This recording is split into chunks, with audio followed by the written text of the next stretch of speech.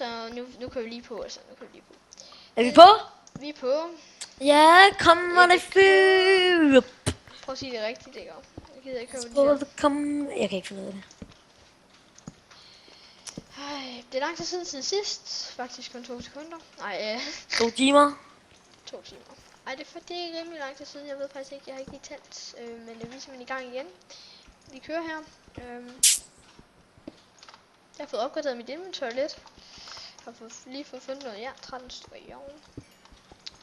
13 stykker jern. Det der irriterende, det er så meget kul her. Hvis der nu var mindre operationer, så kunne man mere overskue og mine det. Jeg overskue simpelthen ikke at mine det. Altså, Matt, jeg tænker, vi laver det her som en genvej til at komme op til... Jeg har fundet guld, det skal man bruge en jernpik til. Så lave en. Så skal jeg bare til at overleve hernede i The Cave of the Caving. Gider jeg ikke til, altså. Godt, så skal vi lige sætte den oven her. Ja. Så nu modtager jeg sådan en fedt, eller en ovn fedt, men jeg har allerede set, nej, det var dig, der satte en ovn. Ja, det var dig. Derfor. Det er godt. Så skal vi lige have noget mere fylde ned op for noget brænde her. Men så kan vi lige sådan nogle fakler. Wow, hvad skal hernede? Combo. Wow, der er live. Jeg tror også, vi kommer til at filme noget competitive. Nej, jo. Hvis vi kan. På et tidspunkt. Hvis vi kan, så gør vi det. Jeg ved ikke lige, om vi kan. Det kommer nok måske til at lægge lidt for meget, hvis vi gør det, og så er det jo ubehageligt at spille competitive, så... Vi er ikke helt sikre, hedder det. Au.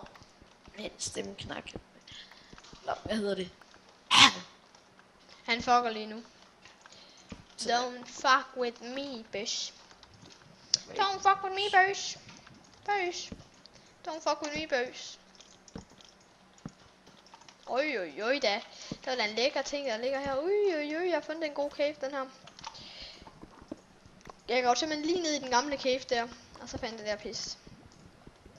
Det er pis lækkert.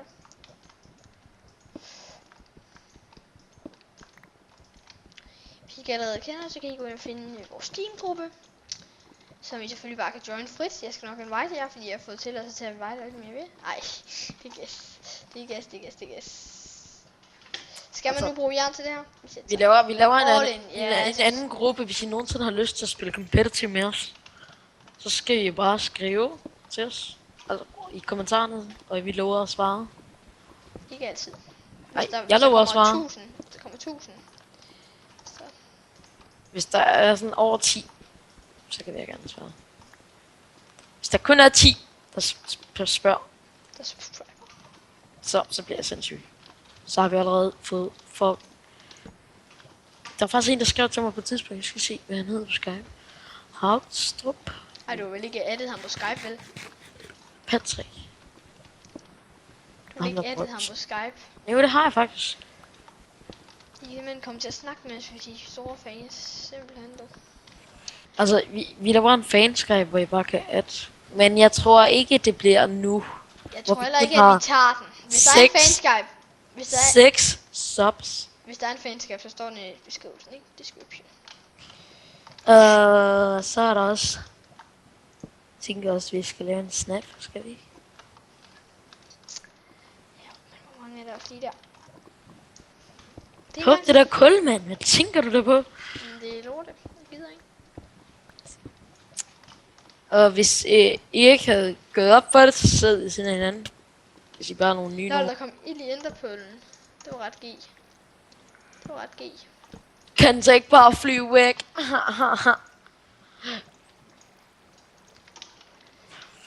Det er det sjovt, når jeg gør det. Kæft, hvad er det, du siger?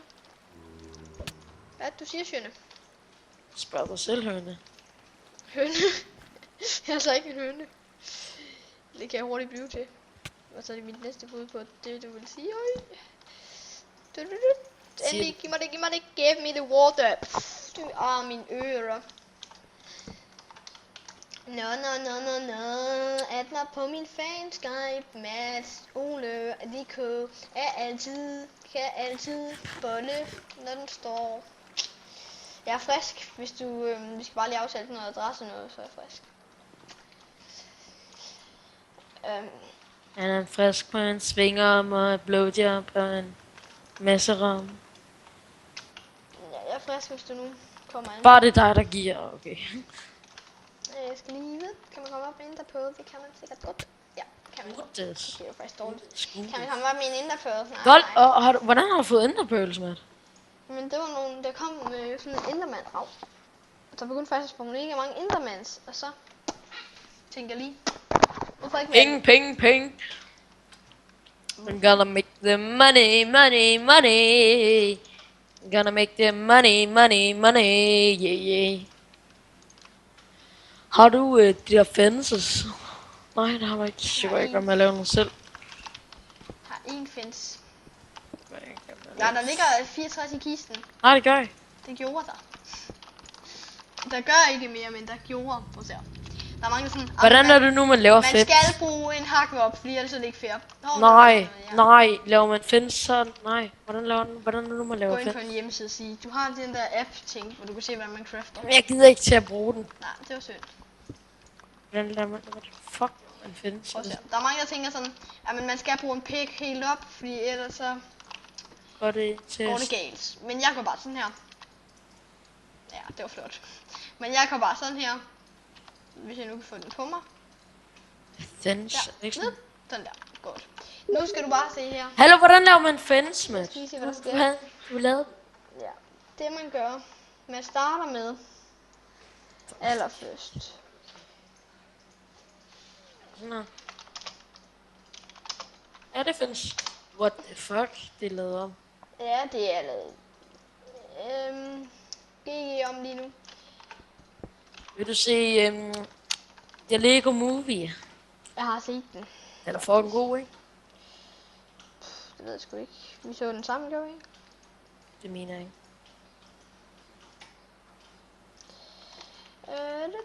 Så jeg ved faktisk ikke. Jeg synes faktisk den var lidt sjov måske. Men det kom meget, den der sang på dansk, den er meget sjov, den der. Alla super duper. Ja, alle super duper. Og vi bliver ved med den samme sang. Alla super duper. Du kan det bare i hovedet, du. Du kan mit Vores tanke. liv er en gang. Eller fuck, hvad de siger. Det er nogle vilde sange, de laver, vil jeg sige. Jeg håber, der kommer en toer. Ja, fordi det kan jo ikke bare slutte sådan med, at det bliver invaderet af Duplo-ting. Jeg synes, det ødelagde filmen, det der med, hvis der er nogen, der ikke har set det, så luk ørerne. Det ødelagde sgu lidt filmen, det der med, at man, at det var sådan, man fandt ud af, at det var i virkeligheden. Det ødelagde filmen. Ja, det gjorde. Det synes jeg også. Jeg har fundet det som sport. At det er permission til at lege, det synes jeg var så dårligt. Så jeg vil næsten brække mig, så dårligt var det. Ej, så dårligt var det nu ikke, men... You know what I mean? Jeg har fundet et golden apple og en masse musikdiske. Ved du hvad? Ja, ved du hvad? Det er meget nemmere bare ligge også her, så sparer man. Alle film. på den her jord her. De er faktisk ikke blevet så rare, de her mere, Markus. De her scene, de var mega rare engang. Det var bare sådan, den her scene i går, den er bare mega rare. Nu er den bare sådan Vent, den spawner. unrare. Ja, jeg har givet den. Jeg gad det ikke. Nå, jeg har flere fakta, jeg troede ikke engang, jeg havde. Alle super duper. Jeppe kan kun få den op at stå. Nej, nu kan jeg sidde. Okay. Der er hul her. Matt, jeg har lavet en stripperpæl. Hva? Jeg har lavet en stripperpæl. Okay. Fedt. LOL, Matt! Jeg kastede et æg! Så kom der 3 kyllinger. 4! Det buggede sådan, alle deres ansigter begyndte bare at bugge. Jeg slår dem alle sammen ihjel. Men, what the fuck? Det er sikkert ikke så skide spændende at sidde på at se, at jeg miner. Så klik væk. Det er alligevel ikke for jer, vi laver det her. Snakker jeg om. Det er det kun. Boys, okay. Quake, boys, Jeg fik quake, noget quake boys. med hernede. Hvor det ringe, jeg ikke fik noget quake med. Matt, jeg gider faktisk ikke spille Minecraft mere. Hvor lang er episoden? Den er lige... Du skal lige holde den ud i 2 minutter mere. 2 minutter. Det er fint. Jeppe kan kun få den op at stå. Jeg har lavet Bøsjeklubben nu. Bøsjeklubben. Efter vi Jeg har... spiller kom, når du er bandet. Nej, det var helt... Jeg spiller bare på Smurf account. Ja, hvis du har sådan et. Nej, det har du ikke. Hate. Underarbejde. Hate. Og det her die right skal vi faktisk have lavet om. Vi kan lave det i en crafting table, men vi kan også lave det inde på os selv. Det kunne vi også lave. Det der die right. Nu skal vi bare... Ja. Nej, det er værd med det der. Ja. Ja, okay. Nu tror jeg, er du med på, at vi går lige ned og finder de her nu? Det er sådan den anden vej. Ja. Lad være nu komme dobbeltstemt, din fede. Ej, det gør det ikke. Kom her. Prøv at se her. Der var en masse jern her. Skal vi have det? Jeg lige have det. Mads? Din fag. Ja, den her altså baseret på hate på mig. Det har jeg sagt tidligere. Min stemme, den er ved at bare blive mega hæs. Jeg sidder her. Så vi vil takke episoden af. Ikke nu, det skal ikke slutte sådan. Det skal slutte sådan, at vi sidder og kigger på kyllinger. Hvorfor ikke? Jamen, Hvor de er i min sæk. For jeg har fanget dem i hendes... Fordi jeg fangede min hæk. Og nu er de i min sæk. Nej! Fishing wood! Nej, det skulle jeg ikke gjort. Det var jo lidt. Vi skal lave 360 no-scope. Er du med, Mads? Ja, det skal vi lige nå. Så skal vi lige ryge noget quake til eller sidst. Quake-tid. Hvorfor kalder vi det quake-tid? Det var sjovt. Er du klar på, at vi finder de her nu?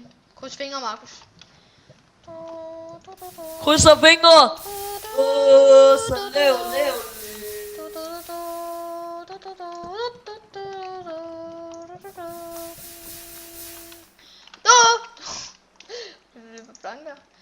Blev blank der.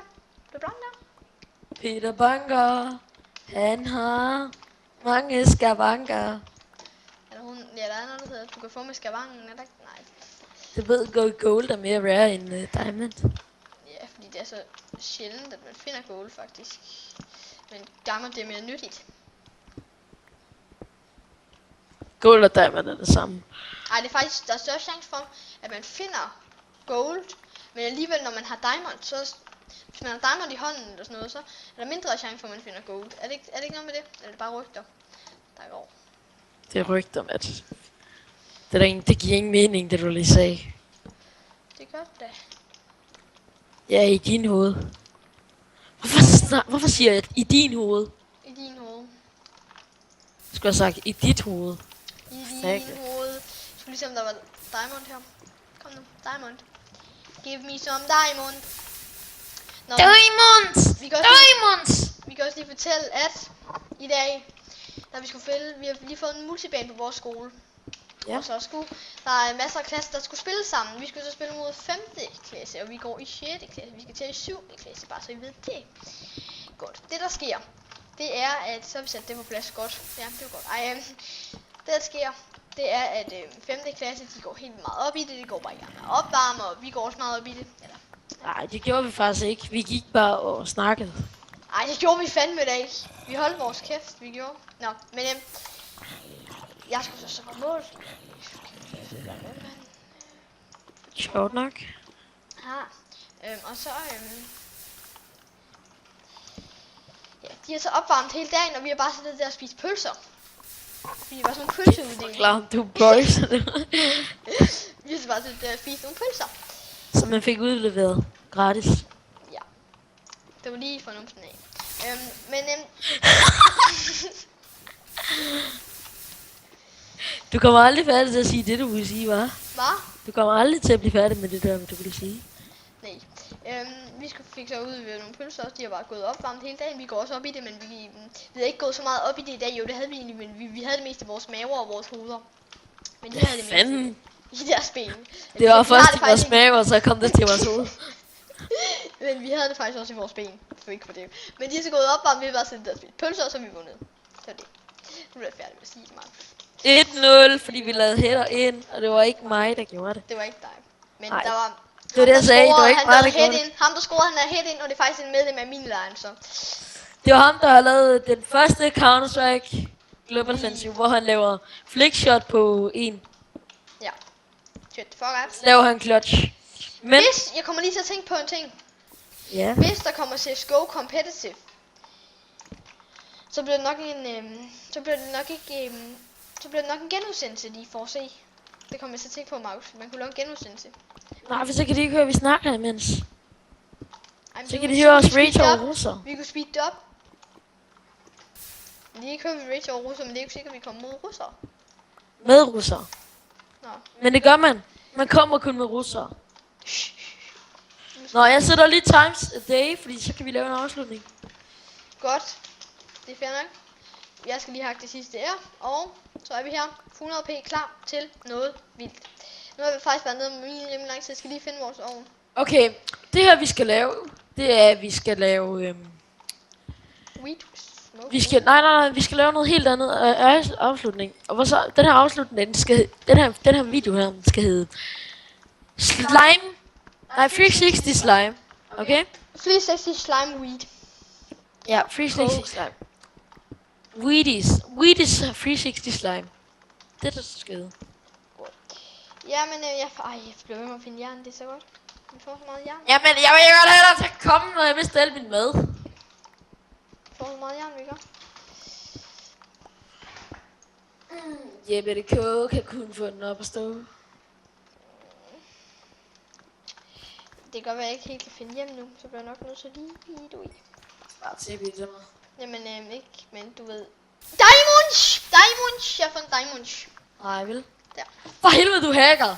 Nej! Okay, ikke Markus. Det ved du også godt. Du har jo ikke installeret noget hack på den her computer. Godt. Jo, jeg har. Sikkert. Nå, men jeg har fundet diamond, der var en. Fedt. Han har et kig. Det kan være, der ligger i... Og jeg samlede den ikke engang op, Markus. Det var godt, du sagde, jeg skulle kigge. For jeg samlede den ikke. Diamonds! Det er da en dejlig titel at slutte af med. Tusind tak, fordi I gad at se med på den her video. Jeg skal lige gå hjem til Markus og ind og koge, men jeg blev med at finde jern, og så tænker jeg, suge det. Suge det op, suge det op. Vi kan altid gå ned i den her mini igen. Jeg skal lige enter til Screeny. Nå, det var ikke der. Sådan der. Godt. Det der sker nyt. Du tog ikke billeder af koordinaterne. Det var ikke. Det gjorde du. Godt.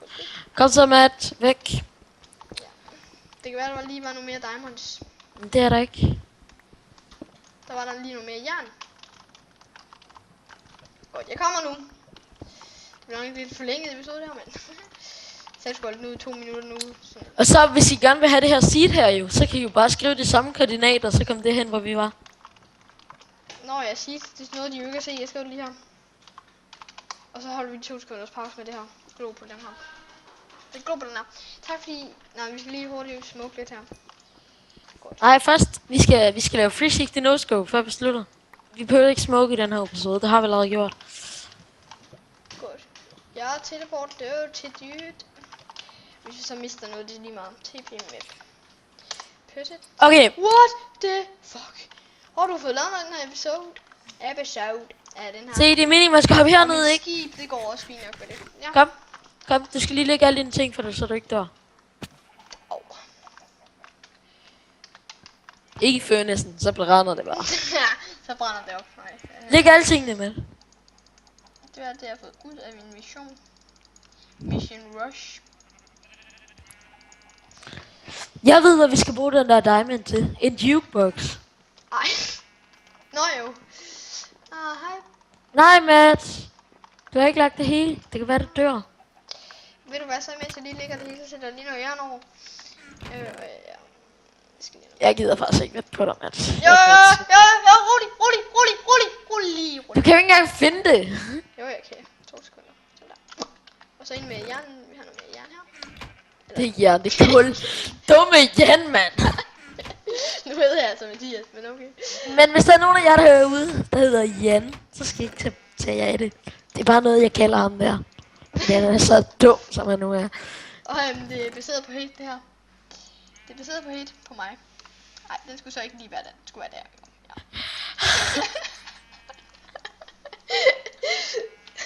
Den der.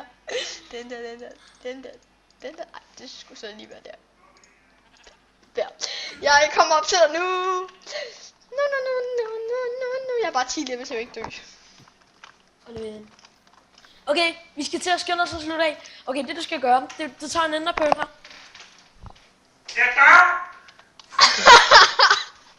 Okay, hvad er det? Nej. Så tager vi en enderpearl. Okay, så tager vi en enderpearl, og så hopper du ned her. Hej Kelly. Og så laver du 360. Fedt. Så er jeg på siden af. Skal jeg lige op og gøre det igen. God. Jeg landede herude, Matt. Boing!